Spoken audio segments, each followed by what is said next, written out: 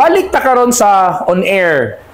Nakoy mga tips unsaon pag-istorya on air and online nga effective. First is when you talk, you have to smile.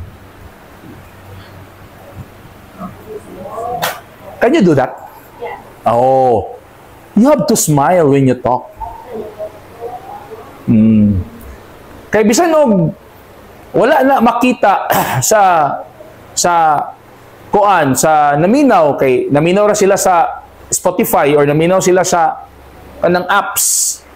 Maramdaman nila na maayo kay kapaminawon because you smile. Diba? You're listening to Achievers Radio. Diba? The home of good music, information, and entertainment. Diba? My name is DJ Lods and magban-uban ta hangtod alas 5 sa hapon.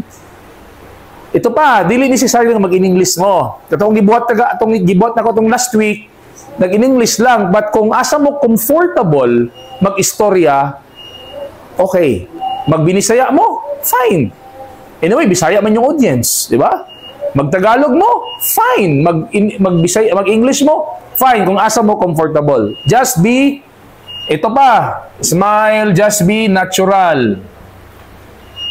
Dapat ang inyong istorya, when you talk sa online, natural, and dili siya, natural and what? Conversational. Sabot man na, conversational.